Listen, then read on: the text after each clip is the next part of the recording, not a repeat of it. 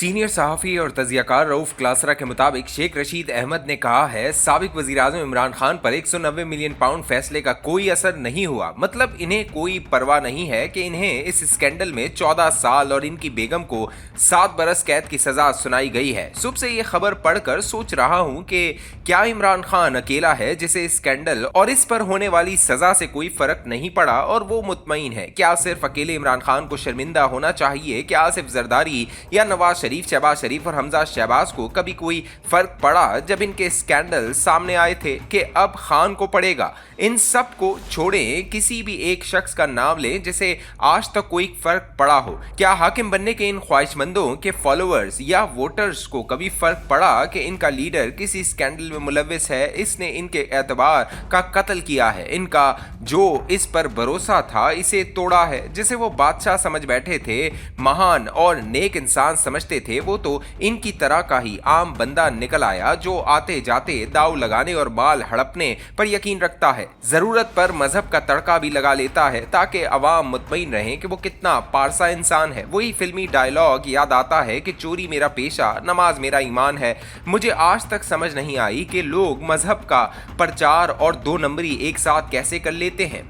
लिहाजा शेख साहब का ये कहना कि खान को फर्क नहीं पड़ता, इसमें कोई नई बात नहीं। वो ठीक कह रहे हैं। हाँ, नई बात होती अगर इमरान खान इस स्कैंडल और सजा पर शर्मिंदा होते, अपनी गलतियों का एतराफ़ करते, बैठकर सोचते कि क्या वो इस काम के लिए 22 बरस तक जद्दोजहद करते रहे कि एक दिन इनकी बेगम किसी से 450 कनाल ज़मीन, बेगम की सहेली 250 कनाल ज़मीन या फिर इस बंदे से 28 करोड़ कैश के अलावा हीरे की अंगूठियां और दीगर ताइफ अपना हक समझकर ले लें। बहुत सारे लोग इस लूट मार का दिफा करते हैं, तो मैं इनसे इतना पूछ लेता हूं कि कितने लोग अपनी बीवी को इजाजत देंगे कि वो किसी से सैकड़ों कनाल जमीन और करोड़ों रुपए कैश ले? कितने बाइज्जत लोग ये इजाजत देने को तैयार होंगे? सवाल यह है कि कोई बिजनेसमैन आपको क्यों सैकड़ों कनाल जमीन और करोड़ों का कैश देगा? अगर वो देना भी चाहे तो मुल्क का वजीर आजम क्यों वो जमीन और पैसा लेगा? अगर आपने कोई यूनिवर्सिटी बनानी है तो आप मुल्क के वजीर आजम है, एक फैसला करके फंड्स जारी कर दें और यूनिवर्सिटी बनवा लें। आपको इतना तरद्दुद करने की क्या जरूरत है? क्या इमरान खान वजीर आजम बनकर भी वही पुराना काम कर रहे थे कि अमीर लोगों से चंदा इकट्ठा करो? मुल्क का वजीर आजम अगर अपने ही और अपने बीवी के नाम पर बनाए गए ट्रस्ट पर किसी मालदार इंसान से पैसा ले रहा है तो ये यकीनन एक स्कैंडल है। आप लाख कहते रहे कि इसमें कुछ माली फायदा नहीं हुआ, कोई नहीं मानेगा। कोई शख्स क्यों कर तकरीबन 1 अरब रुपए आप पर खर्च करेगा? दुनिया में कौन आपको मुफ्त लंच कराता है? हम अमरीकियों के इस जुमले पर इन्हें बुरा भला तो कहते हैं कि देखो कितनी खुदगर्ज बात है कि आपने किसी को कुछ खिला पिला दिया तो साथ अपना मतलब भी बयान कर दिया। शुरू में मुझे इस मुहावरे की समझ नहीं आती थी कि भला कौन किसी को खाना इसलिए खिलाता है कि इसने कोई काम निकलवाना है। अगर कोई आप पर कुछ पैसे खर्च कर रहा है तो इसके जहन में आपका कुछ इस्तेमाल है। मुझे लगता था कि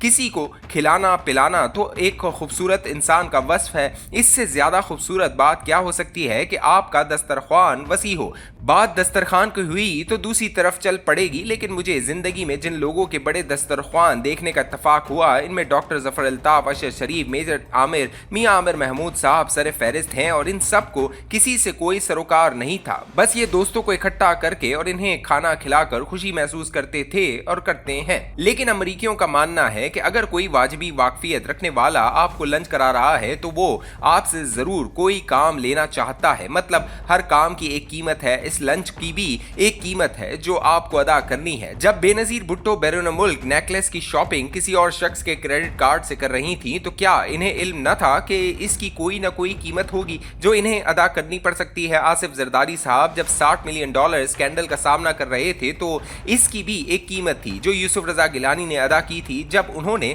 स्विस हुक्काम को जरदारी साहब के खिलाफ कार्रवाई के लिए खत लिखने से इनकार किया था और इफ्तिखार चौधरी की सुप्रीम कोर्ट ने इन्हें बरतरफ कर दिया था। ये अलग बात कि इसी इफ्तिखार चौधरी का अपना बेटा जब एक स्कैंडल में मुलव्विस निकला तो इसके खिलाफ कोई कार्रवाई नहीं हुई। सजा महज वो सियासतदानों को देते थे, अपने बेटे के लिए माफी थी। जैसे अभी साबिक अमरीकी सदर जो बाइडन ने अपने बेटे हंटर बाइडन को माफी दी, वैसे इन बड़े ओहदों पर बैठे लोगों की एक खूबी है कि वो सजा और कानून की अमलदारी का हकदार दूसरे लोगों और इनके बच्चों को समझते हैं और अगर अपना बेटा किसी जुर्म या स्कैंडल में मुलव्विस पाया जाए तो इसे माफी मिल जाती है। ना ना इससे कानून को कुछ फर्क पड़ता है, ना इन बड़े लोगों को और ना ही इनके चाहने वालों को। वही बात कि इमरान खान को भी कोई फर्क नहीं पड़ता, ना इनके नजदीक ये कोई बड़ी बात है कि वजीर आजम होकर वो किसी बिजनेसमैन से करोड़ रुपए का फायदा ले रहे थे। इनके नजदीक ये कोई जुर्म नहीं कि वजीर आजम की बीवी ट्रस्ट के नाम पर किसी से जमीन या कैश पकड़ ले या हीरे की अंगूठियां तोहफे के तौर पर ले। अगर आप इस तोहफे को जायज और अपना हक समझते हैं तो फिर सरेआम लें, सबके सामने लें, बल्कि आपको शफाफियत के नाम पर इस पूरी डील की प्रेस रिलीज जारी करनी चाहिए कि देखें हम फला चीज, हीरे जवाहरात, सोना चांदी, कैश और जमीन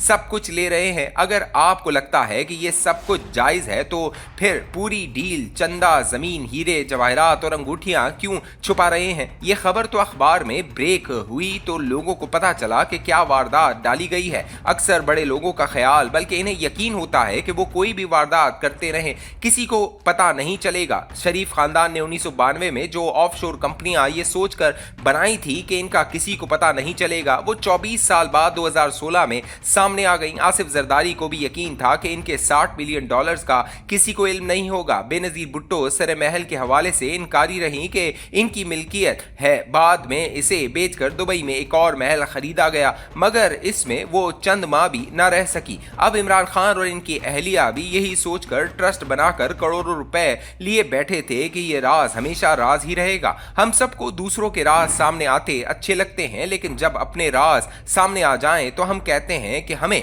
इससे कोई फर्क नहीं पड़ता। जो कहते हैं कि इन्हें इससे फर्क नहीं पड़ता, इनके लिए अर्ज है कि किसी बंदे की पुष्ट पर दरख्त उग आया, लोगों ने इसका मजाक उड़ाया तो वो हंसकर बोला, अरे बेवकूफों, तुम्हें इस दरख्त की शान और करामात का क्या इल्म? अगले साल मैं इसकी छाव में बैठा करूंगा।